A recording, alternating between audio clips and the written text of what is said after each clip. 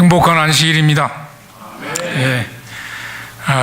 더운 여름철 어떻게 지내고 계십니까? 하여튼 건강한 모습으로 이렇게 다시 뵙게 돼서 참 반갑습니다. 목사님 가정과 몇몇 가정이 중동부 야영에 참석하셨는데 은혜 충만하게 받고 안전하게 무사할 수 있도록 우리가 또 기도 많이 해주셨으면 고맙겠습니다. 먼저 하나님의 말씀을 제가 읽도록 하겠습니다. 마가복음 12장 30절인데요.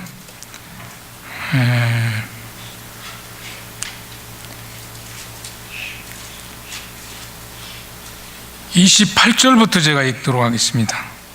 서기관 중 한 사람이 저희 변론하는 것을 듣고 예수께서 대답 잘하신 줄을 알고 나와 묻되 모든 계명 중에 첫째가 무엇이니까?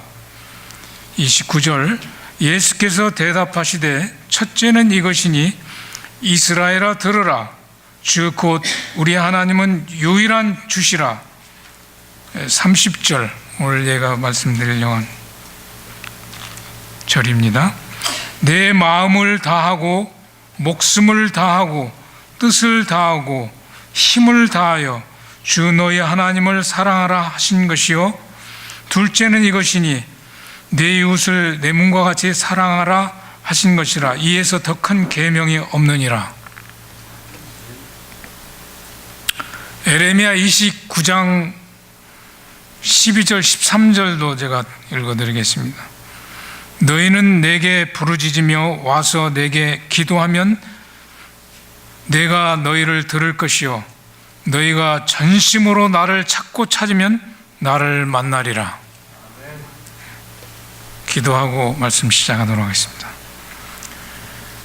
아버지 하나님, 이 부족한 소자를 단위에 세우셨사오니 연약한 인간의 말이 되지 않게 도와주시고 성령께서 친히 하늘의 메시지를 전달하게 하는 도구가 되게 하여 주시옵소서.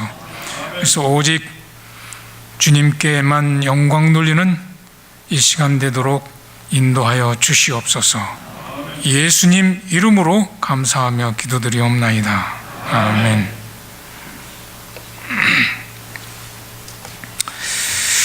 우리는 예수님을 다시 오시는 재림 교인들입니다. 만약 예수님이 재림이 없다면 우리의 믿는 것이 어떻게 될까요? 재림 교인이 재림이 없다면 아마 믿는 것이 헛것이 될 거예요.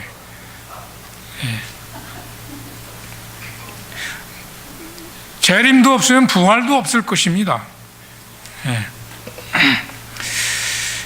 그런데 여러분, 예수님의 오시는 발자국 소리가 들립니까?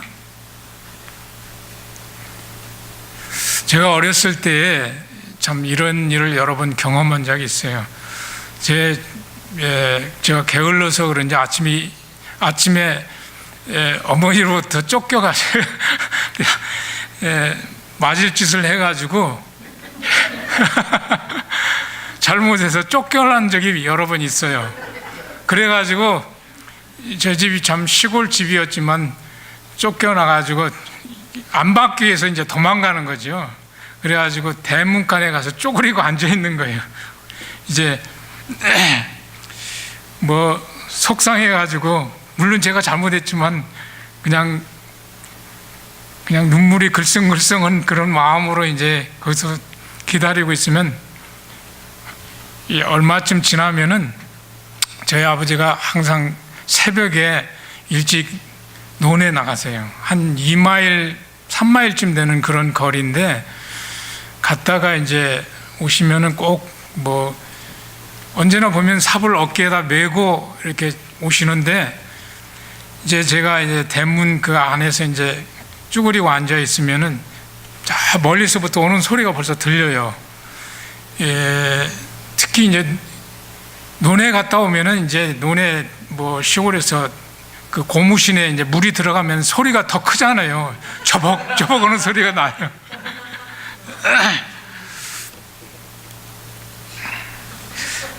그 발자국 소리가 가까이 오면 더 아주 이게 이 소리가 더 잘 들려요.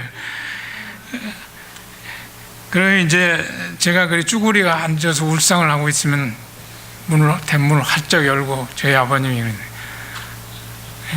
아들아 괜찮다, 걱정하지 말라고 이렇게 제 어깨를 이렇게 들으면서 저를 이렇게 세우시고 집으로 들어가서 이제 아무튼 저의 이 아주 불편한 그런 상황에서 저희 아버님 오셔서 저를 구원해 주십니다.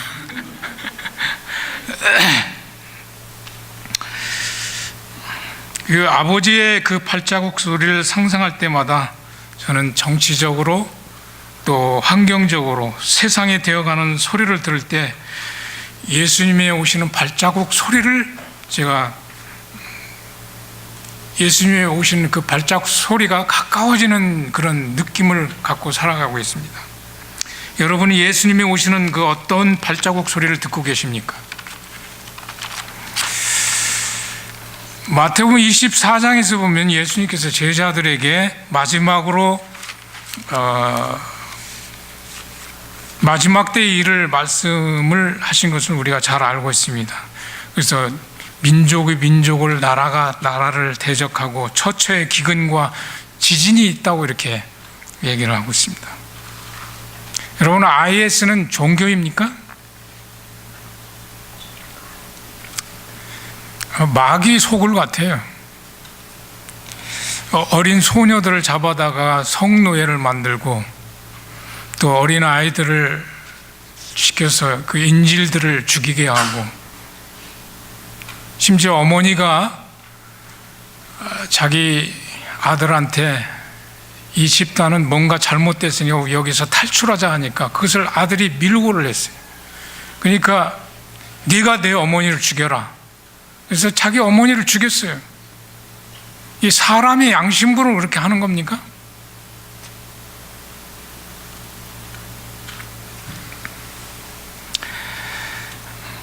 양심이 화인 맞은 거겠죠. 이건 어느 나라를 물러나고 이런 일들이 참 강포가 휩쓸고 폭력이 난무하고, 남매가 아버지를 죽이고 사람을 죽인데 이유가 없었습니다. 자기 아버지가 자기 딸을 성폭행하고, 그래서 이 남매가 같이 아버지를 죽였어요.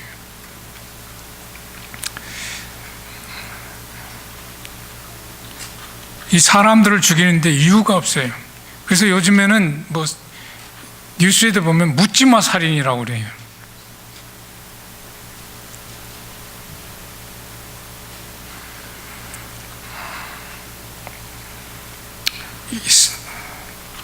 세상에 또 얼마나 수많은 사람들이, 굶주린 사람들이 많이 있습니까? 미국에서 일부를 가지고 살아갈 수 있습니까? 하루를 연명할 수 있습니까? 그 1불 미만으로 연명하는 사람들이 세상에 15억 이상 된다고 그래요. 두 끼 먹는 사람도 많아요. 유가가 하락하니까 콜롬비아 같은 건 중산층들이 시장에 가서 쓰레기를 뒤져가지고 그 도마도 같은 걸 이렇게 해서 주워 먹고 그러더라고요. 그게 뉴스에 나왔어요.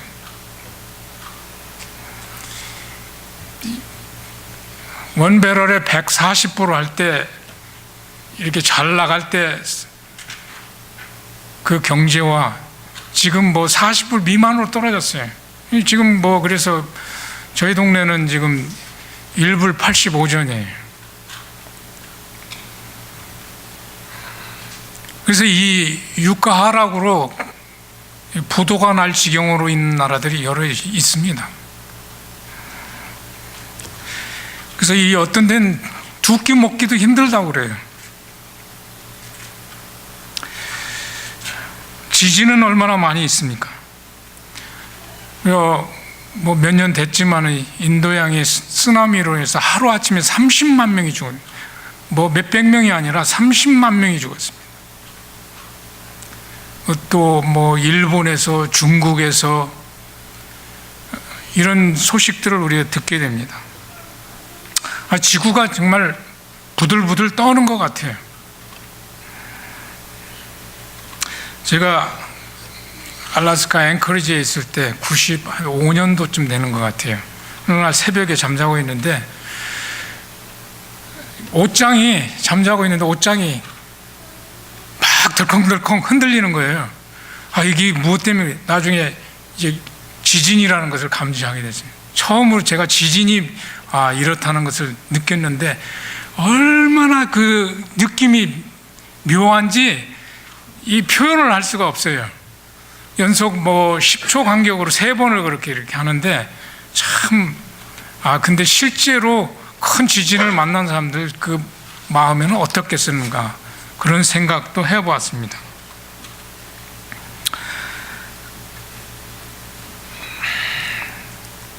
환경적으로도 세상은 정말 너무나 오염이 되어 있습니다.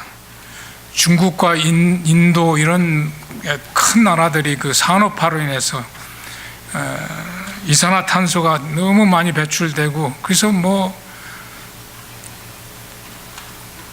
우리 홍콩에도 그렇게 공기가 안 좋아요? 예, 참 저희들 한국에 살 때는 그런 거 몰랐는데 먼지가 그냥 얼마 간격으로 계속 그 한국에 지금 중국에서 바람이 불어와가지고 그런 것도 경험을 하게 되는데, 그래서 이런 것들로 인해서 오존층도 뚫리고 또 너무나 사람들이 또 쓰레기를 많이 버려가지고 그런 것들로 참 굉장히 많이 오염돼서 바다 고기들도 그냥 변질이 되어가는 그런 상태에 있습니다.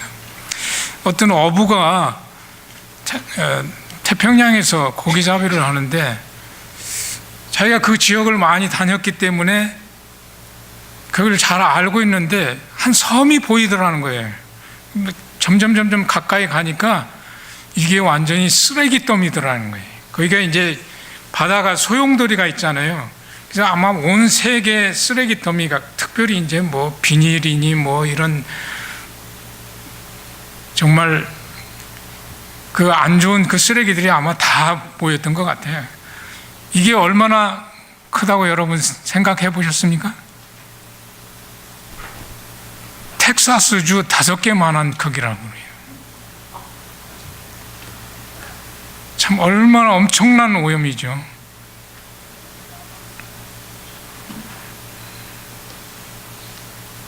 이러한 모든 것들을 우리가 소식으로 접할 때 저는 예수님이 오시는 발자국 소리라고 이렇게 들립니다. 그런데 아주 더 가까운 발자국 소리가 들렸습니다. 지난 6월에 미국의 연방정부에서 동성애를 합법화시킨 것.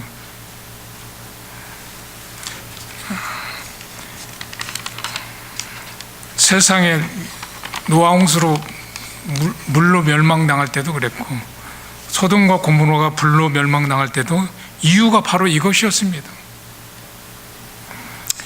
이 나라의 부통령이 동성연애자가 결혼하는데 주례를 담당하고 있더라고요.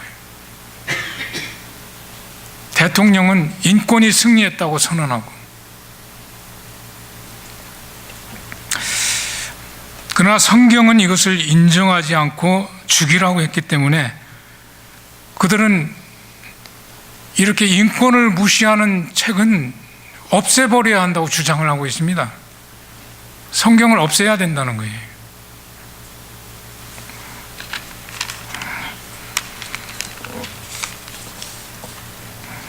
하나님께서 남자와 여자를 만드시고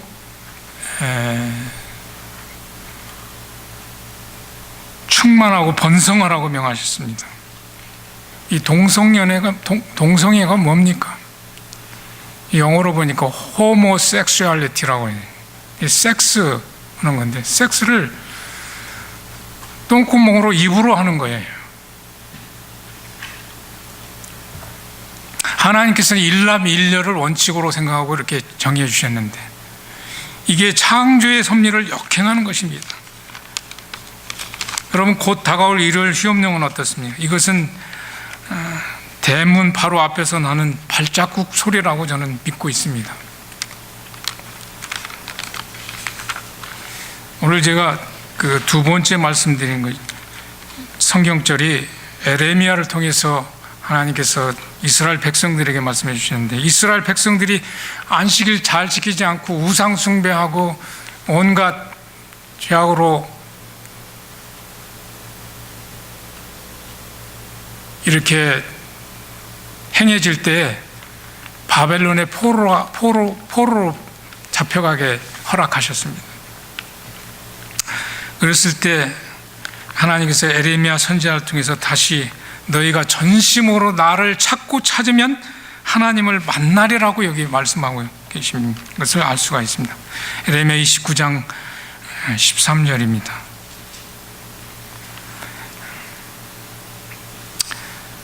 우리가 여기 너희가 전심으로 찾고 찾으면 하나님을 만난다고 했는데, 여기 전심으로란 말을 제가 오늘 여기 그 제목으로 올인이라고 이렇게 붙여봤습니다. 아무튼 이 마지막 때의 재림 성도가 목표는 하나님의 인을 받는 것이 최고의 목표가 될 것입니다. 하나님의 인을 받을 때 하나님의 형상으로 변화되기 때문에 하나님의 진노를 피할 수 있는 길은 그 길밖에 없습니다.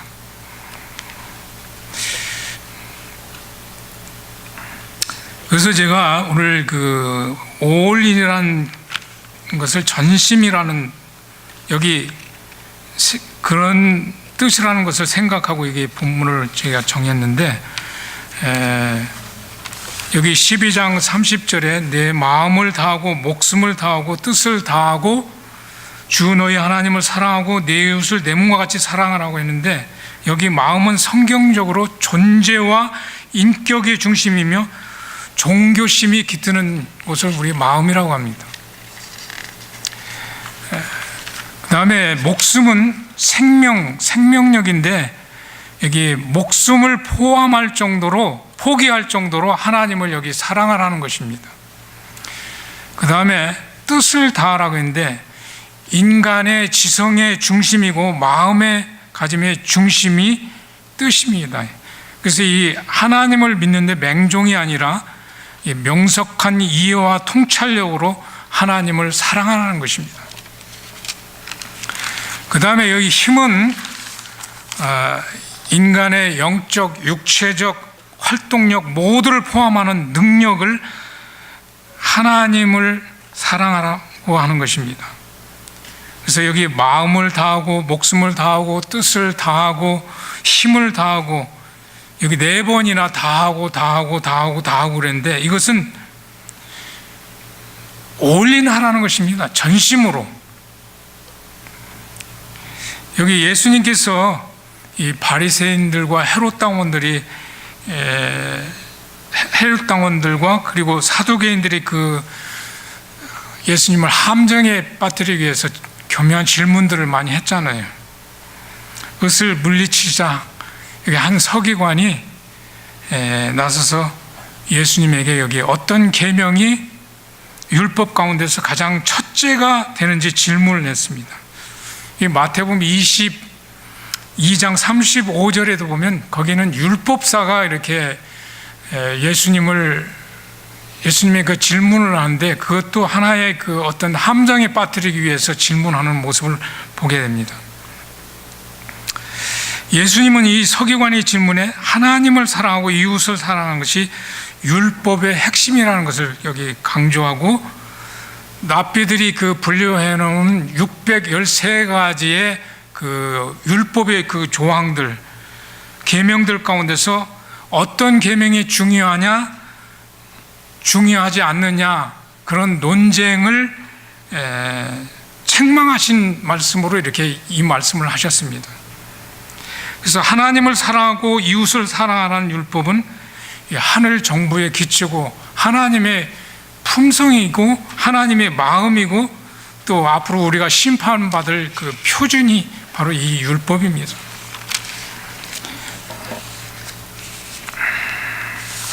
그래서 우리가 하늘에 갈 때 뭘 가지고 간다고 그래요? 하늘에 갈 때 우리가 뭐 가지고 나온 거 있습니까? 태어났습니까? 갈 때도 아무것도 가지고 가는 거 없는 것 같아요. 근데 하늘에 갈 때는 품성을 가지고 간다고 그래요. 이 은혜의 시간에 우리의 품성 건설에 우리가 전심으로 올인을 해야 될 것이라고 저는 생각을 합니다. 이 올인하면 제가 생각나는 게 꼭 있는데, 10살 먹은 소녀 아이가 생각나는데, 이름이 고소연이라는 아이가 있어요. 근데 다른 사람들이 천재 소년이라고 그래요. 천재 바이올린 소녀. 그래서 이 아이가 하는 말이, 나는 천재가 아니라고 그래. 이 대가들도 하루에 10시간씩을 연습해서 그렇게 하는데, 하물며 나는 얼마나 더 연습해야 되겠느냐고 그런 말을 하더라고요. 그 10살 먹은 아이가. 이게 어린 아이인데 어른 같은 말을 그렇게 하는 거예요. 근데 그 아이 손을 보니까 손이 정말 장난이 아니에요, 보니까.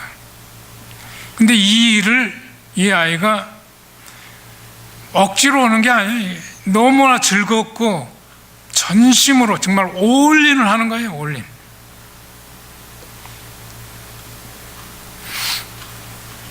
그거 하는 것도 특별히 막 어떤 자기가 그냥 고안해가지고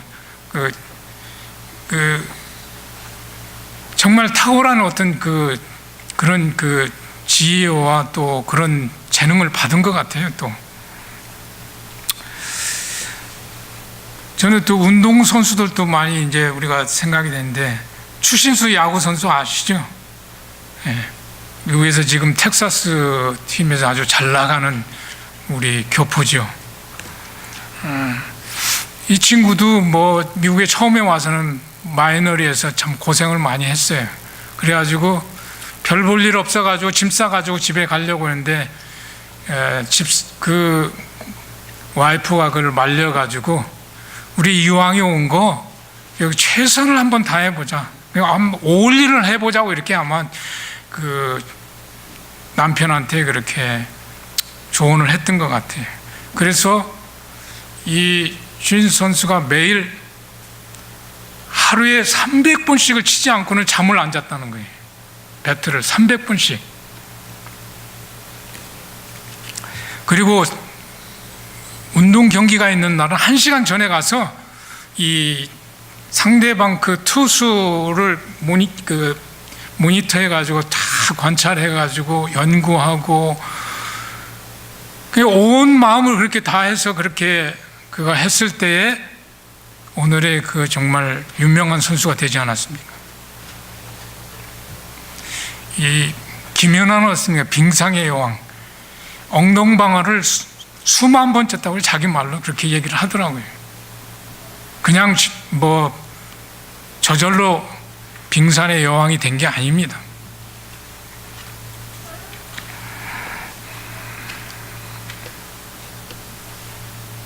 지금 브라질에서 올림픽을 하고 있는데 각국의 선수들이 금메달을 받기 위해서 4년 동안 어떠한 훈련을 받았겠습니까? 얼마나 그들이 절제하고 먹을 것도 제대로 안 먹고 또 몸무게를 맞추고 정말 피나는 노력을 했어요. 전심으로 금메달 하나 받기 위해서 4년 동안 올인을 한 것입니다. 뭐 우리 한국 사람들은 뭐 지옥 훈련했다고도 이렇게 얘기를 하잖아요. 그러나 우리 그리스도인이 받은 그 면류관은 썩지 않을 생명의 면류관입니다.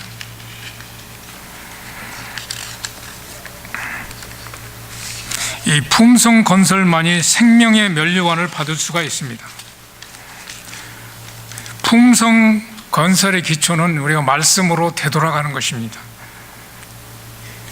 이 시류봉사 455페이지에서 457쪽에 있는 말씀인데, 하나님과 예수 그리스도에 관한 지식이 품성을 통해 드러나는 것이야말로 하늘과 땅에서 가장 고귀한 일입니다. 그렇게 드러난 지식이 최고의 교역입니다. 그 지식은 하늘 도성의 문을 여는 열쇠입니다. 그리스도를 옷 입은 사람마다 이 지식을 소유하는 것이 하나님의 목적입니다. 하나님께서 원하는 것이 바로 우리 품성건설입니다. 그리스도로 옷 입는 것. 그리스도로 옷 입는 사람은 거듭난 사람입니다. 요한복음 3장 3장에 예수님께서 니고데모에게 어떻게 말씀하셨습니까? 진실로 진실로 내게 이르노니 사람이 거듭나지 아니하면 하나님 나라를 볼 수 없느니라고 했습니다. 그리고 3장 5절에 보면은 물과 성령으로 거듭나지 아니하면 하나님 나라에 들어갈 수 없다고 얘기를 하고 있습니다. 물로 할 때는 볼 수 없다고 했고, 물과 성령으로 거듭나지 않으면 들어갈 수 없다고 얘기를 하고 있습니다.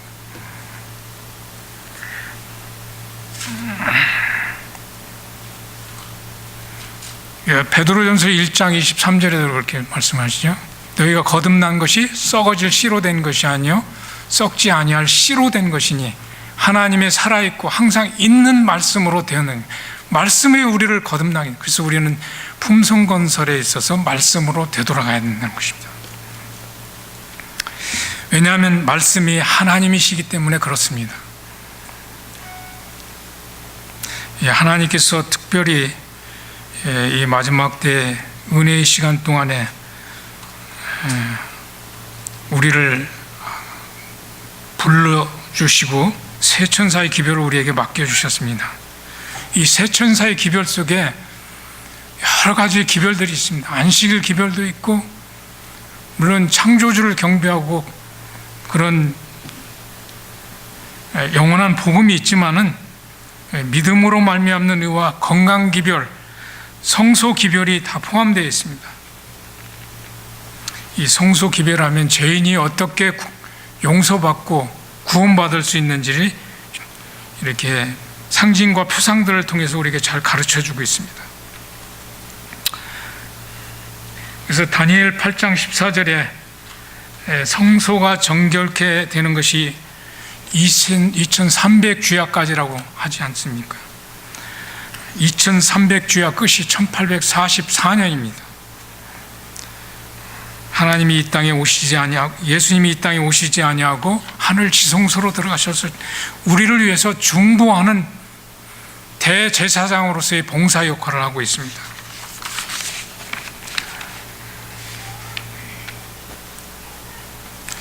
그래서 저는 성령으로 거듭난 사람은 믿음으로 말미암는 의를 경험하게 되고, 성령으로 거듭난 사람은 안식일을 개혁하고, 성령으로 거듭난 사람은 반드시 건강 개혁을 해야 될 것이라고 믿습니다.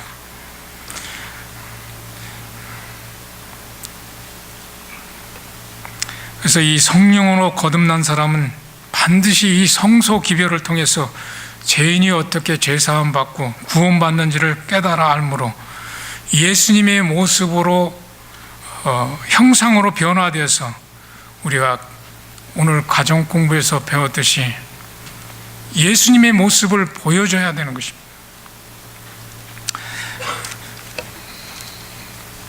로마서 8장 28절에도 하나님을 사랑하는 자, 그 뜻대로 부르심을 입은 자들에게는 모든 것이 합력하여 선을 이룬다고 했습니다. 모두가 정말 올인하는 마음, 전심으로 합력해서 일할 때 이 교회의 영혼이 차고 넘치게 될 것입니다. 교회는 하나님께서 영혼을 구원하기 위해서 정하신 기관이라고 했습니다. 우리가 영혼을 구원해야 됩니다.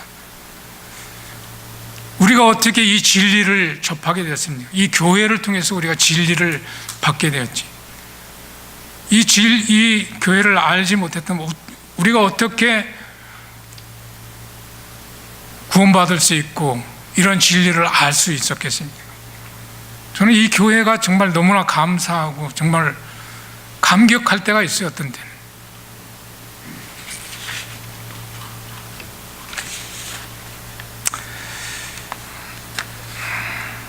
그래서 우리가 오늘 그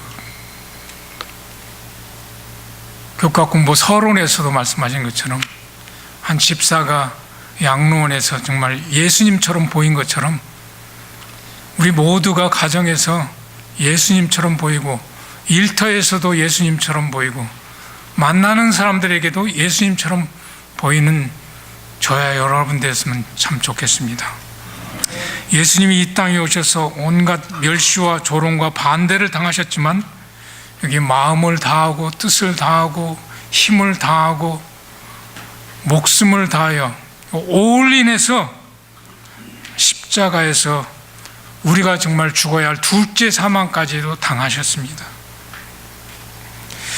정말 우리도 예수님처럼 전심으로 마음을 다하고 뜻을 다하고 힘을 다하고 목숨을 다하여 올인하는 마음으로 우리의 품성건설에 전심전력할 뿐만 아니라 예수님의 모습으로 다른 사람에게 비춰지는 저와 여러분이 되시기를 바라면서 제 말씀을 마치도록 하겠습니다.